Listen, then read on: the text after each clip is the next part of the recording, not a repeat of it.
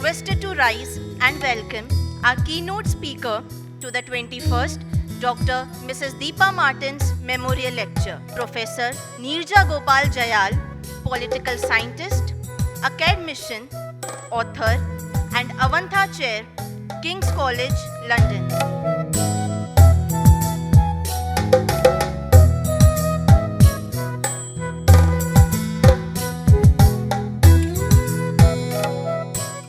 We now request Mr. Anupam Martins to deliver the welcome address and introduce the keynote speaker, Professor Neerja Gopal Jayal. Honorable keynote speaker, Professor Neerja Gopal Jayal, Mr. Rakesh Jayal, Dr. Colonel C.S. Pant, Director Ma'am Bharti Tolambia, Principal Mr. Prayag Singh Rajpurohit, members of the governing body of St. Stephen's School Society, friends and well-wishers of St. Stephen's, members of the staff, and my dear students. On behalf of the governing body of St. Stephen's School Society, and on my own behalf, it is a privilege to welcome each one of you to the 21st Dr. Deepa Martin's Memorial Lecture. I welcome all of you present in person today, as well as those following this on YouTube Live or watching this as a recorded address. Permit me to introduce to you our keynote speaker, Professor Neerja Gopal Jayal. Professor Jayal is an Avantha Chair and Professor of Politics at King's India Institute at King's College, London. Till recently, she was also the Centennial Professor in the Department of Gender Studies at the London School of Economics. She was formerly a professor at the Center for the Study of Law and Governance at the Jawaharlal Nehru University, where she completed her PhD studies as well. She also completed her MPhil from the University of Oxford. She's the author of Citizenship and Its Discontents and Citizenship Imperiled, India's Fragile Democracy. Citizenship and Its Discontents won the Ananda Kentish Kumaraswamy Prize for the Association of Asian Studies in 2015. Professor Jayal is also the author of Representing India, Ethnic Diversity and the Governance of Public Institutions, and Democracy and the State, Welfare, Secularism, and Development in Contemporary India. She's the editor of Democracy in India and Reforming India, the Nation Today, and the co-editor of several volumes, including the Oxford Companion to Politics in India. Professor Jayal delivered the Radhakrishnan Memorial Lectures at the All Souls College, Oxford, and was the Vice President of the American Political Science Association. She has served on various boards and editorial boards, including committees of the Ministry of Finance and Panchayati Raj in India, the editorial boards of Indian Politics and Policy, the Global Center for Pluralism, Ottawa, and Oxford University Press, among many others. She has held visiting appointments as well at, among others, Princeton University, Oxford University, Cambridge University, the University of Melbourne, and the University of New South Wales, and also the EHESS Paris. We are grateful to you, ma'am, for graciously accepting our invitation to be with us in Ajmer today, despite your busy and intense travel schedule that involved travel from the UK earlier this week itself. I'm particularly grateful to Dr. Colonel C.S. Pant, who requested Professor Jayal to be with us today at St. Stephen's, and who also himself traveled from Delhi to be with us today at this occasion. I warmly welcome Mr. Rakesh Jayal to St. Stephen's and thank him for his presence here. I now provide a brief introduction to the Dr. Deepa Martin's Memorial Lecture Series. Dr. Deepa Martins was the founder secretary of the governing body of St. Stephen's School Society and its founding light from its conceptualization until April 2003, when we lost her to the Almighty. This lecture series has, for the last 21 years, helped us immortalize her memory for posterity in a way she would most relate to. Socially aware and informed conversation, rooted in principles of love, compassion, and harmony, with a bias towards action. On 5th April, her birthday, over the last 21 years, the school and Ajmer community have benefited from the visits of distinguished women in various fields who have shared their thoughts with us through this series. The topics of these lectures have been close to Dr. Deepa Martins' life and work, promoting communal harmony and a secular society, women's issues linked to health, constitutional rights, and gender equality, Kabir, inclusive learning, and social activism through music, dance, theater, art, journalism, literature, reading, working with the marginalized, and the stories of the Barefoot College and the MKSS. We've had the privilege to welcome a host of luminaries, including Ms. Mrinal Pandey, Dr. C.S. Lakshmi, Ms. Indra Jaisingh, Ms. Madhu Kishwar, Dr. Shanta Sinha, Dr. Saida Hamid, Ms. Vrinda Grover, Mr. Vinay Mahajan and Ms. Charul Bharwada, Dr. Swarnmalya Ganesh, Ms. Shabnam Veermani, Ms. Maya Krishna Rao, Ms. Pamela Philippos, Dr. Gini Srivastav, Ms. Rajni Bakshi, Dr. Varsha Das, and Mr. Bankar Roy, Ms. Aruna Roy, and Mr. Shankar Singh. Ms. Aruna Roy has been a presence at these lectures through the years and regrets her inability to be with us today. Every 6 years, the school brings out a compilation of these lectures called Deepale to capture these powerful messages for posterity.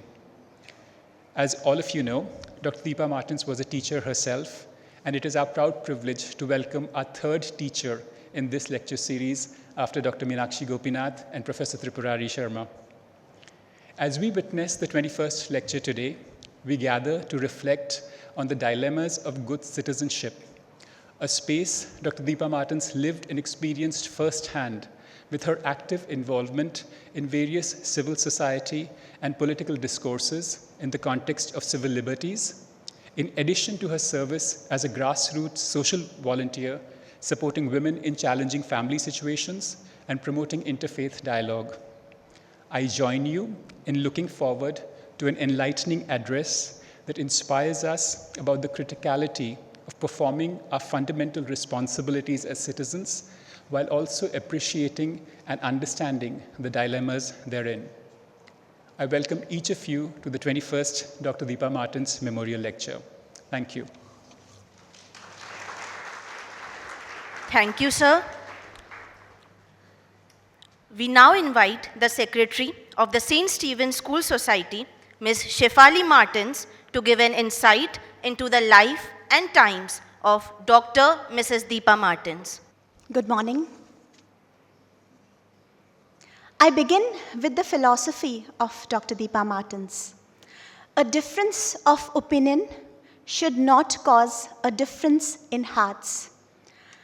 मतभेद भले ही हो, मन भेद नहीं होने चाहिए. This was her philosophy, coined and adhered to across the numerous roles she held in her daily life, making her an exemplar citizen with equity, plurality, and inclusion at the center of all her work.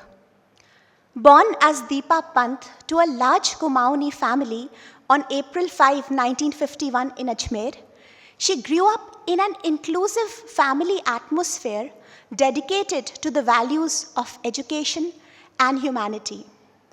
Her father, Sri Bhagwan Vallabh Pant's magnanimity, and her mother, Ms. Lakshmi Pant's large-heartedness, laid the foundation of her value system. Besides her exceptional scholarship in school and college, her desire to reach out and contribute manifested itself right from her student days. She would help her friends to study and be involved in creative and academic pursuits. Friendships that she nurtured in school and college were maintained throughout her life. Her exceptional communication skills in both English and Hindi, her prowess in debating and dramatics, her leadership skills as the president of the student body, and her perspective on the concerns of women formed deep roots of her chosen vocation, education.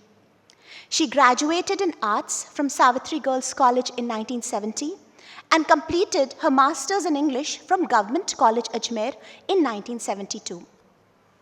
Besides working as an English lecturer at Shramjeevi College here in Ajmer, she also pursued her master's in Hindi and then joined her alma mater, Savitri College, where she continued to work as a lecturer in Hindi 1975 onward. Her journey as a teacher had begun in her friends' lives much earlier, but her passion for education found complete expression in her work at Savitri. Going beyond the call of duty was a way of life for her. She was not only involved, but absorbed in every dimension of the lives of her students. When they didn't get space to study in their own houses, she opened her home to them. When they couldn't afford to buy or issue books, she would get them issued at her own risk, oftentimes paying back library dues for books the students had taken. In a non-digital era, access to books was also a premium that she was willing to pay for each and every student. She balanced the roles of teacher and friend in their lives and brought her knowledge of literature from the English and Hindi worlds to her classes. Her students, till date, remember her enlivening Keats and Wordsworth in a Chayavad class of Hindi poetry.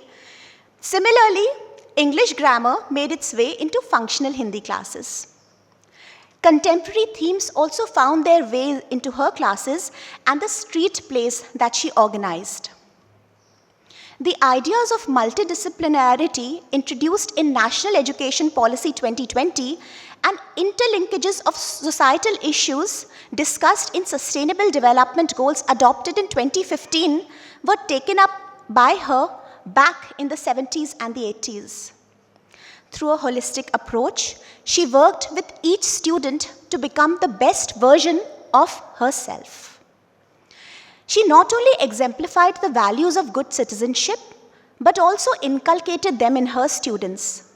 She became and still is a role model for so many of them, and even after decades of their graduation, their point of reference from their college days continues to be her classes. Harmony and plurality marked all dimensions of her life, and she incorporated a broader perspective into the choices she made and the examples she set. In her personal life, she married her MA classmate and her companion of vision and values, Sri Gilroy Martins. At 22, choosing to enter an interfaith marriage in small town Ajmer did not discourage her because she was committed to her ideology and created a family atmosphere of coexisting values, culture, and traditions of both religions, with no side having to compromise on identity. The candles at the altar and the light of the puja lamp at her home even today shine with the glory of her all-inclusive faith. Identity and harmony formed the essence of all her work across various academic, cultural, social, and creative spaces. As a committed citizen, she believed that a better society can only be formed by, for, and with people living on the margins. And so she entered the social realm and connected herself to the grassroots. Interfaith harmony and women's empowerment were the key spaces she worked in while contributing to the larger cause of human rights and civil liberties. In Mahila Samuh, an organization that she established with her friends, when she would be confronted with resistance over various cases, she would stress on the importance of dialogue. She believed in supporting a cause through protests and rallies, but would insist on finding a way out first through dialogue and then other means. The methods she adopted were so unique and full of empathy that even people with strongly varied opinions would be taken in by her approach to an issue. In this way, she created platforms for diverse conversations across many social, cultural, creative, and literary organizations in Ajmer. While extending her wholehearted support to Sri Martins in the day-to-day aspects of St. Stephen's, she was keenly associated with every activity here, along with managing her multiple roles in society. She also brought all her exposure to the social world into the school. Students, teachers, and the ministerial staff alike were inspired by her positivity, energy, and the love that she showered on them. Dr. Deepa was very keen on the individual aspect, the finer detail, and was closely involved in the lives of her dear ones. She would be the first one to wish them on their special days and would bake them cakes and often write impromptu poems in greeting cards to add a personal touch to their celebrations. Imagination and its expression would always find their way into her routine, and despite being busy, she would find time to write about her thoughts, about the world around her, and about her experiences. A note of positivity and the faith and optimism are visible in all her writings. Her sphere was large, and she would ensure that every member of her family and the extended family she created for herself was given due attention, so much so that each of them felt they were closest to her. In the words of her friends, there were many who believed that whether or not anyone else would stand by them, they had Deepa, and this was confidence enough for them. No role was less than the other, and everything was taken care of with equal dedication, whether it was having a conversation with students, leading an issue-based rally, making and carrying food for her colleagues, working on an academic conference, spending time with family, or writing poetry. Those who knew her would sometimes say that she probably had not 24 but 48 hours in a day. A sense of celebration surrounded all her endeavors, and the details of life were never compromised before the larger purpose. Positivity, happiness, harmony, sensitivity, and the ability to connect with everyone with the undeterred will to stand for righteousness gave her a unique place in the hearts of people that lives on and continues to light lamps of good citizenship, collective strength, individual power, unyielding hope, and the belief in reaching out and touching lives. Thank you. Thank you, ma'am. We now request Professor Neerja Gopal Jayal to deliver the keynote address on the topic, The Moral Dilemmas of Being a Good Citizen. A very good morning to you all, and thank you to St. Stephen's Secondary School Director Ms. Bharti Tolambia and Principal Mr. Raj Purohit for the invitation to be here. My sincere thanks to the Martins family, to Anupam and to Shefali for doing me the honor of asking me to speak in the memory of their mother, Dr. Deepa Martins. I did not have the good fortune of meeting Dr. Deepa Martins, though I have known her brother, Colonel Dr. Shekhar Pant, for many years. It's truly a privilege to be here with all of you on her birth anniversary and to celebrate her life and her values with you. From everything I have read and heard about her, including what I just heard from Anupam and from Shefali, she was a truly remarkable, truly inspiring person, a poet, a writer, educationist, institution builder, and a courageous civil liberties activist who was committed to upholding the highest civic values. In short, she epitomized, as Shefali just said a minute ago, she epitomized the idea of the good citizen. So in a sense, many of the things I'm going to talk about today are actually abstractions of the life that she lived, the values that she exemplified. They're sort of going back to first principles to explain what those values were that she stood by, right? And I hope, therefore, that it's a fitting tribute to Dr. Deepa Martins to speak today about citizenship and civic virtue, the virtues of citizenship. And I know that young people get a bit alarmed when they hear words like virtue and morality, because these are preachy words and nobody likes to be preached to, least of all young people. So with the caveat that I recognize that virtue can be boring, I hope to be able to convince you that civic virtue is worth your attention. Citizenship is an idea with many layers. It is about our relationship to the state, as well as our relationships with fellow citizens. It is therefore about questions like what are our obligations to the state, and what are the obligations of the state to us, its citizens. It's also about questions like what do we owe each other? Our families, our friends, our classmates, our teachers, even people who are complete strangers to us. Further, how should we think about ourselves as the bearers of multiple identities? We are, in your case, citizens of Ajmer, of Rajasthan, of India. We are members of castes, tribes, religious communities. How do these many identities intersect and get nested or not in each other? Beyond the nation, we are citizens of the world, and these days, very importantly, of the planet, and this too brings some responsibilities. And finally, there is the cybersphere, which complicates all the other forms of citizenship. So these are some of the issues I would like to talk to you about this morning, thinking also about the challenges and the moral dilemmas we find along the way.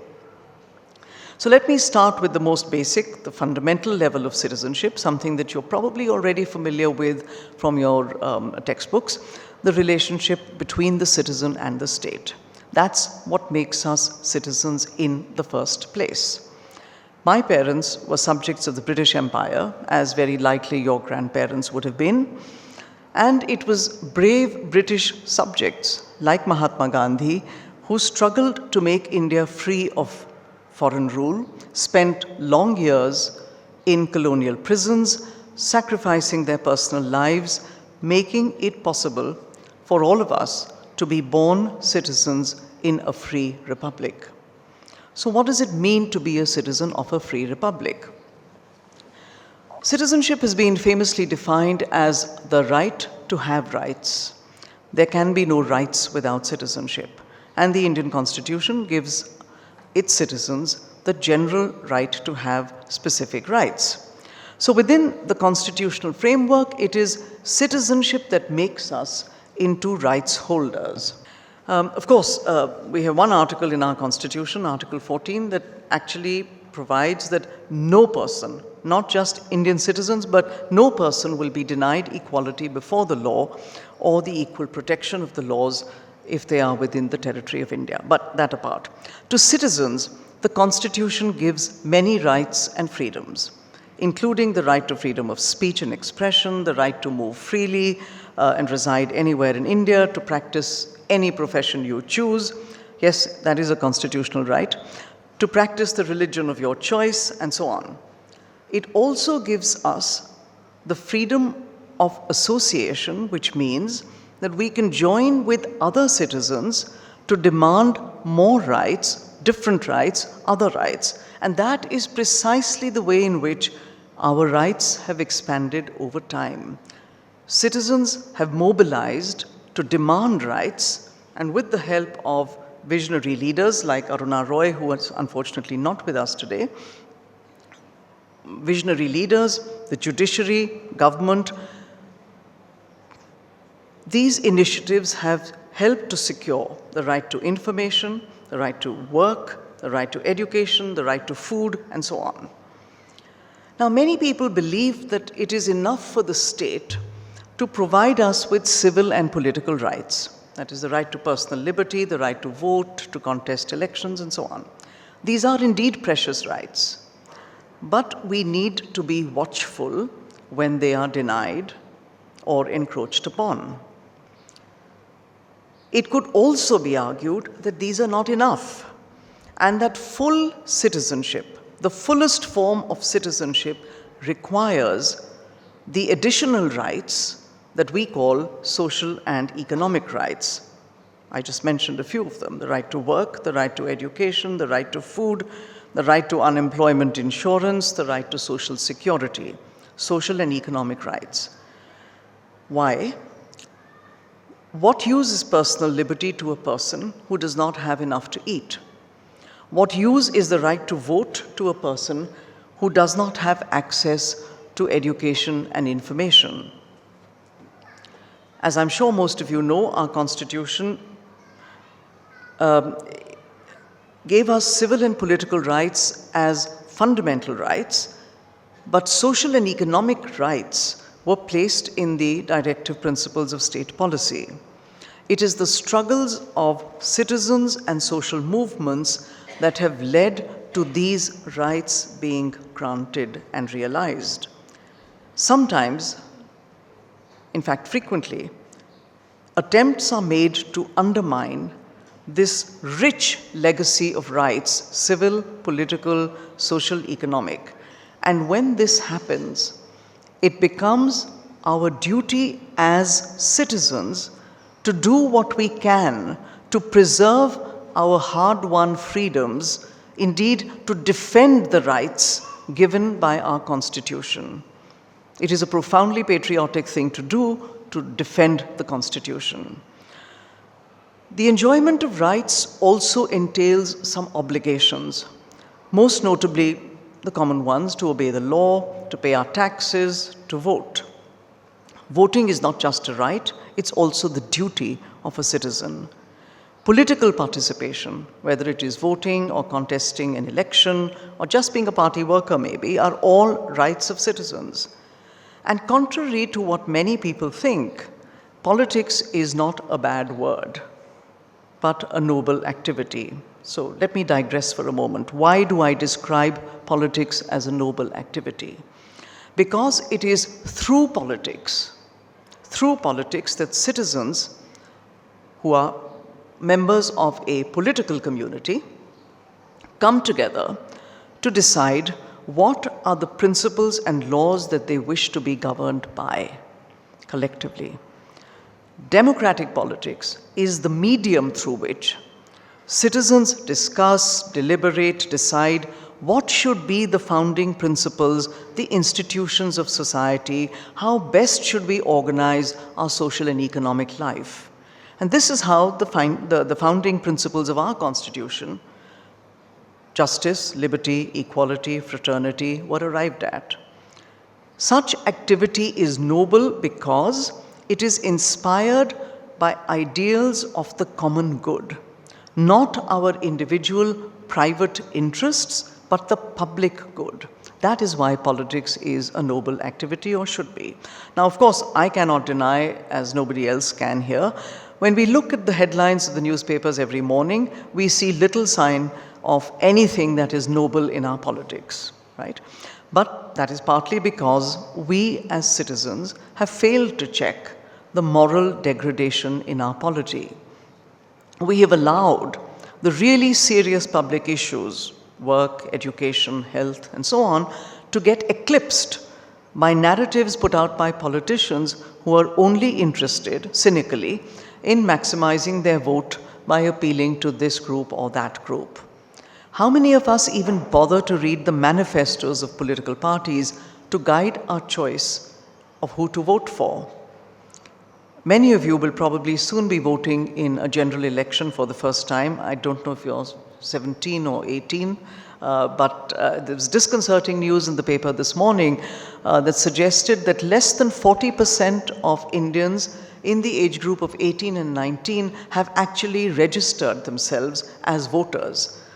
This is called voter apathy, but this is actually pre-voter apathy because the voter does not even wish to be a voter, and that's concerning. So think carefully about voting. Think carefully about not only which candidate or which party you want to vote for, but clarify for yourself your reasons for your choice. That is the important thing to do. Anyway, to return, in a constitutional democracy, those whom we elect are supposed to be accountable to us.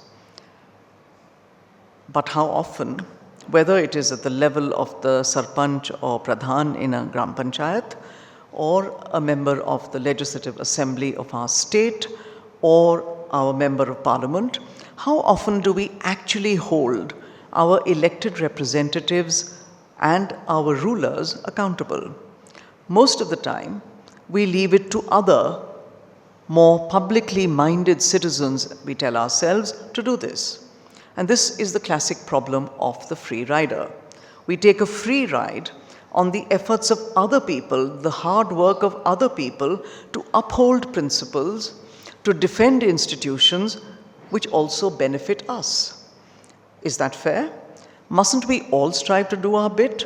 And if we don't, then we should be prepared for the eventuality that someday these principles might just collapse because there will be nobody left to defend them. This is why we say that our rights are also intertwined with responsibilities, and rights and responsibilities are not mutually exclusive. It is not the case that rights are good and duties are bad, or that duties are good and rights are bad. Unfortunately, this is how the matter is sometimes seen. In recent times, we've been told from the highest levels that real rights come from the performance of duty. Citizens have been scolded for having wasted the last 75 years of independence talking about rights, fighting for rights, and we're told that this has actually weakened our country. We are further told that if we perform our duties honestly, we will not need to make demands for anything else because the rights will automatically flow from the performance of our duties. But nobody, of course, has told us exactly how that might happen. In any case, it is not correct. Rights are given to us by our Constitution. Without rights, citizenship is hollow. Citizenship is empty. And without citizenship, we become subjects. This is not to deny that citizens don't have duties. They do. Like I said earlier, we have the duty to obey the law, to pay our taxes, to vote, and so on. And therefore, many people in my line of work prefer to use the words responsibilities or obligations rather than duties. And there is merit in that. Because duties, one might say, are imposed from above, and there's a sense that if you don't perform them, you may be punished. Obligations and responsibilities, on the other hand, are voluntary. When we feel a sense of obligation to our fellow citizens and to society, we become capable of feelings of empathy with others. We can understand and share their feelings, and we become capable of solidarity. And I'll come back to solidarity in a moment. What is important is that contrary to how it is often presented, there is actually no moral dilemma here. Rights and responsibilities should be seen as complementing each other. They're complementary, they're interdependent, they support each other. And the responsibility to defend our rights and our freedoms is central to this. Let me turn now to citizenship as the relationship between and amongst citizens. And I'm going to discuss just two aspects of this relationship: inequality and toleration. In theory, the relationship between citizens is a relationship of equals, because everybody has one vote, all of us have one vote, and nobody's vote counts for more than one. Nobody's vote counts for more than anyone else's. However, though we are politically equal in that each of our votes counts the same, there are other inequalities around us in society that we see every single day. We generally do not recognize these inequalities as problems of citizenship, which they are. Even when we are morally disturbed by inequality, morally disturbed by someone's poverty or destitution, for instance, we don't think it has anything to do with citizenship, but it does. And let me explain how. To say that a poor, hungry, jobless person is my equal as a citizen would not just be insensitive, it would be false. It's plain wrong. It becomes even more insensitive, even more wrong, if that person is a woman bearing many burdens: cooking, cleaning, fetching water, fetching fodder for the animals, looking after children and the elderly in the family. In addition to all this, If she happens to belong to a lower caste or tribe, she might also be facing social prejudice and discrimination. Now, the Constitution certainly gives her vote and my vote the same power. But are we equal in any other sense?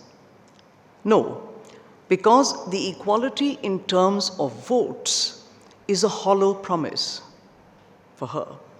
Unlike me, she suffers exclusion, and that makes her less of a citizen. How is she treated when she visits a government office? If she's a Dalit visiting a temple? In our panchayats, it has been known to happen that Dalit women sarpanches, gram pradhans, are sometimes not allowed to sit on a chair, not allowed to hoist the national flag on Independence Day. Such injustices are routinely practiced, but even when we are aware of them, how often do we question them? We can make a beginning by seeing these as things that make equal citizenship a myth. We need to recognize that every Indian has the right to lead a life of dignity and freedom. So we need to recognize that for the poor and the marginalized, welfare is a right. The fulfillment of basic needs is a right. Governments need to do more than just giving a few kilos of grain or rice as charity. That's not welfare. Charity and welfare are two very different things. And who pays for welfare? The taxpayer. So as you grow up, you come across situations in our country or wherever you happen to live, these are issues, where you're asked to pay higher taxes so that the less fortunate in society can be given food, work, education, health facilities, and so on. Remember, these are tests of our solidarity with our fellow citizens. Can we live with the fact that some people are destitute while we are well off? Those are the kinds of moral questions that arise. The other aspect of our relationship with our fellow citizens that I wanted to speak about has to do with our attitude to difference. Differences of all kinds, of culture, community, opinions. India is a big and diverse country. Whichever city we live in, there is diversity. Though, of course, Bangalore and Mumbai may be more diverse than Jodhpur or Bhubaneswar and so on. But diversity is a source of strength, not of weakness. Think about this. If someone came along and offered you the chance, the opportunity, to plan a beautiful garden, would you fill it with identical plants and flowers of only one color? Or would you want to fill it with as many colors as you could muster? I suspect the latter. Uniformity can be boring. A society in which people belonging to different communities live together, enjoying each other's food, music, culture, heritage, is a richer, more vibrant society. In a plural society, we have the obligation to tolerate difference and to respect the views and opinions of others. If we want the freedom to express our opinions, if we want our opinions to be heard and to be respected, is it not only fair and right that we should give the same respect to the opinions of our fellow citizens? If my friends' opinions are sharply different from my own, possibly even annoy me or irritate me, it's important that both of us engage with each other's views, have a dialogue, use arguments and reason to persuade the other of our views, and even if that doesn't succeed, we can still remain friends who agree to disagree. This is the way disagreement should work in a civilized society. We maintain our rights to our opinions and we extend the same courtesy to our fellow citizens. Unfortunately, we see less and less of this in our society these days. In a civilized society, there is no place for hate and abuse, especially when it targets people or groups who are more vulnerable than ourselves. Ours is a plural society with a constitution that upholds secularism. When distinctions are made between citizens on the basis of caste or religion, that is sure to make society less harmonious, less peaceful, and according to economists, less prosperous. If governments make such distinctions, it is simply unconstitutional. I'm going to invite you for a moment to do a thought experiment. Suppose we created, imagine it, suppose we created a little space in which we kept only people like ourselves.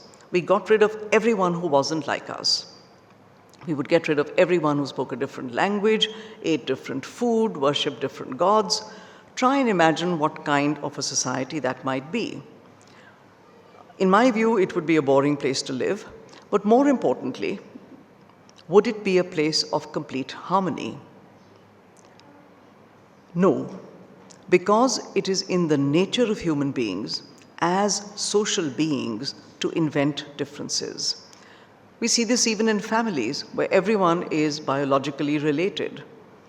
Sooner than later, we would find in this beautiful, ideal community that we've created, sooner than later we would find some points of difference, factions would form, then they would harden, there would be competition, and then there would be conflict. This has happened time and time again in history. Today, there are few countries in the world that are homogeneous, but the larger question is this: even if it were possible to have a homogeneous society in which everyone thinks exactly the same way, would it be desirable? Would we really want it? This desire for uniformity also comes up when we talk about our identities in relation to our national identity as Indians.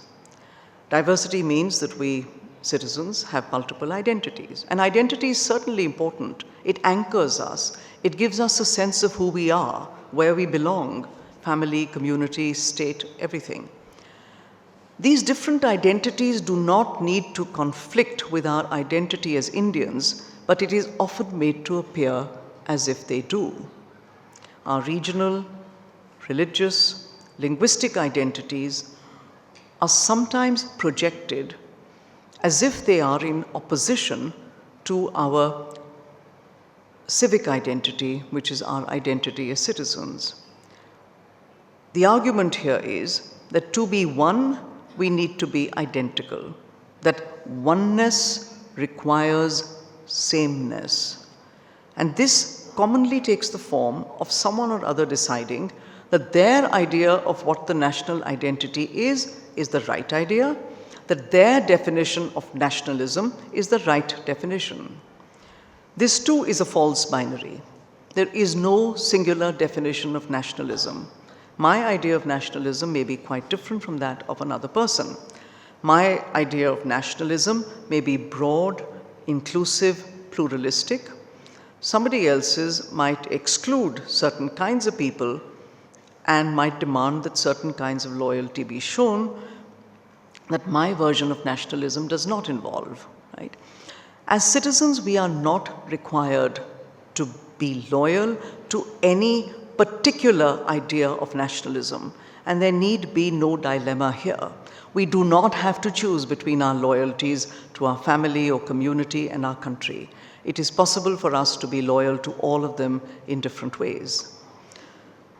It's ironical that the poet who gave us our national anthem, and I believe your school prayer as well, Rabindranath Tagore, was a sharp critic of nationalism.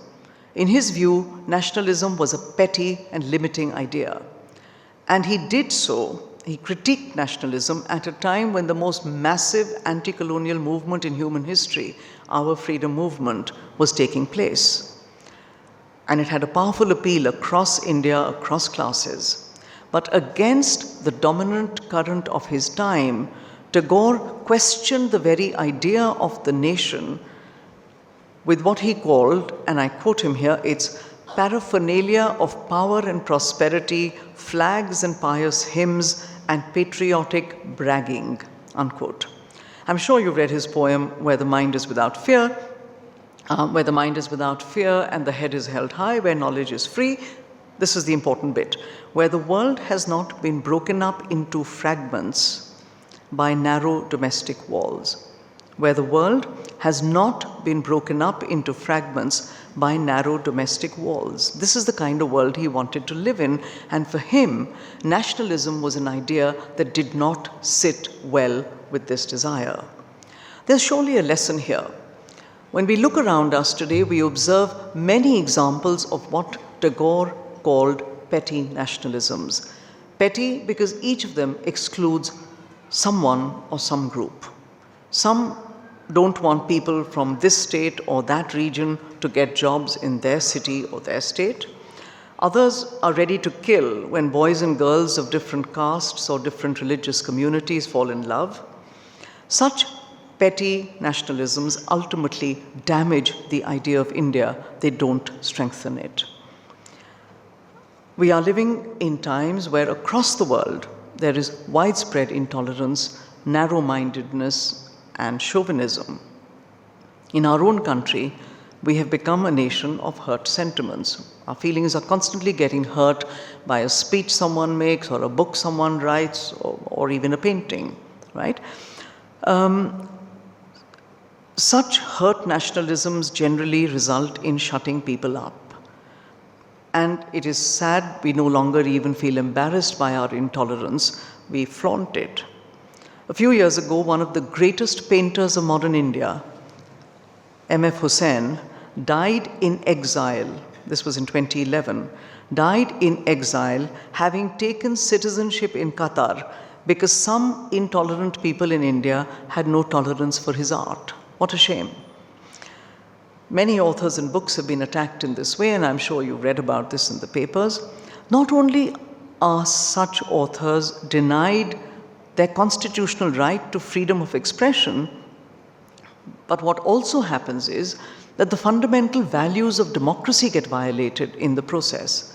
Difference of opinion, dissent, and persuasion through dialogue and discussion. These were freedoms won by the leaders of our national movement against great odds, and they are freedoms worth defending, they are freedoms worth fighting for. Finally, let me say a few words about the impact of technology on democratic citizenship. And all of you know the power and the attraction of social media far better than I do. Indeed, you're the generation that shapes social media and perhaps to some extent is also shaped by it. The COVID-19 pandemic took all your classes online. For those of us who were neither giving nor taking classes, for all of us, that time became a time in which life, work, recreation, entertainment, even grocery shopping, everything was conducted on the internet. But even much before the pandemic, a lot had been said about the interface between the digital media and politics across the world. We learned of the power of the digital media to interfere in elections in different countries. At the same time, people were excited about the fact that social media gave an opportunity to everyone to voice their opinion, whether on Twitter or Facebook or in a blog or any other form. So it seemed that social media was doing a good thing for democracy. It was seen to be an empowering space, a space for doing citizenship, for demanding that rights be implemented, a space for even claiming new rights. There were digital protests, there were online campaigns. The Arab Spring of 2011 was, it was attributed in large measure to the power of social media. And people felt that civic-minded citizens could get together even across national boundaries.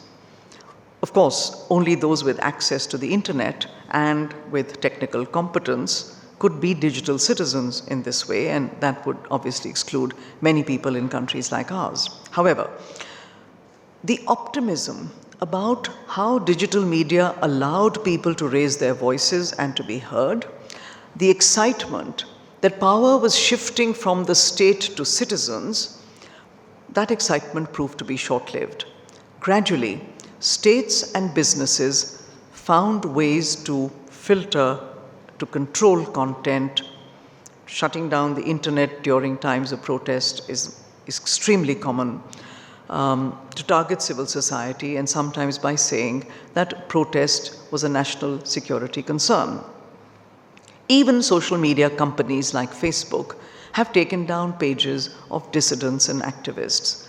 So they act as gatekeepers. They regulate the activities of digital citizens. They decide the limits of digital citizenship, so to speak. As the cliche goes, data is the new oil, the source of enormous economic value for companies, but also of enhanced power for the state, greater power for the state.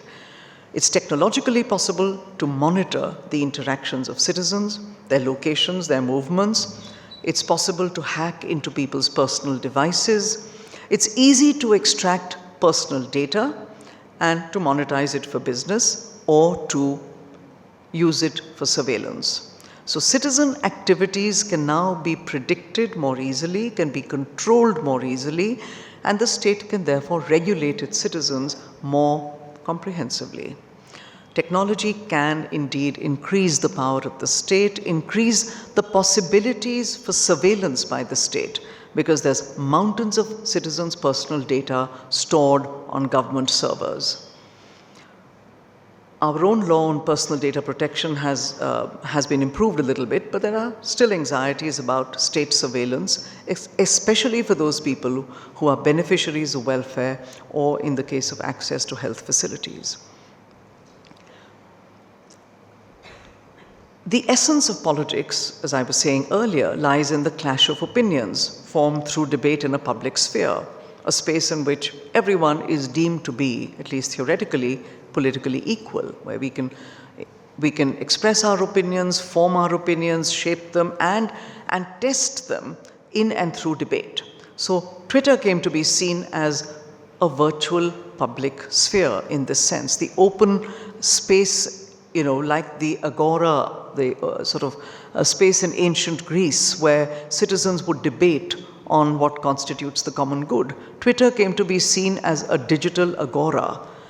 Obviously not feasible for a feasible model for a country as large as ours, but even on the micro scale of WhatsApp groups, we struggle to find polite or civil debates. So the digital media today offer huge opportunities also for what used to be in more innocent times called propaganda. But propaganda used to be easier to identify. Today, subtle political messaging is conveyed through social networking platforms which seem to be, apparently, non-political. But they do amplify political opinion in a one-sided way.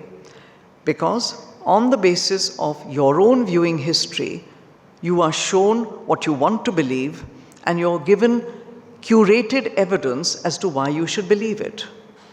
This precludes the possibility of dialogue. Where's the dialogue going to take place? Because you're only going to hear people like yourselves, you're only going to hear opinions like your own because of what your searches and your viewing history has been. Psychologists tell us that the effects of social media on the human brain is to provide a dopamine stimulant, so that the brain chemistry of social media addicts and drug addicts is not all that different. We might be deluded into thinking that our opinions are uniquely our own, that we have arrived at them by the exercise of our own rationality, but they could be the result of our actually having been programmed with our own consent, with our own complicity in particular ways. When political actors use these sophisticated tools to create echo chambers, the citizenry has been molded in ways that we don't recognize propaganda, even if that is what it is. The impact of such processes is not limited to how we vote. It can have serious consequences for social harmony, such as when particular social groups are projected as objects of hate, who deserve violent speech and worse. In India, just a couple of years ago, hundreds of interfaith couples found their private information circulating on WhatsApp, displayed on Twitter with hateful comments threatening violence. This is called doxing, and it was enabled by social media. So let me conclude by just saying that you may have heard the term post-truth to describe the times in which we live. What this basically means is that people don't care about facts. They're happy to accept arguments based on their beliefs and emotions, perhaps their inherited prejudices as well. So in these times where WhatsApp has become a factory of falsehoods, and social media can make falsehoods appear to be the truth, we need to be careful in not accepting any information without verifying it independently, without demanding hard, objective evidence. It's hard work, but it is the only way for a citizen. The education you are receiving at St. Stephen's equips you to read, to use your rationality, and I'm sure it equips you not to accept anything anyone says unquestioningly, including all of what I just said. Don't receive it, don't accept it unquestioningly. Contest everything you think you need to contest. Contest lies, contest falsehoods. That is the greatest gift of education, not the imparting of received knowledge, but the training of the independent mind in ways that would make the founders of your school, Mr. Gilroy Martins and Dr. Deepa Martins, proud. Thank you.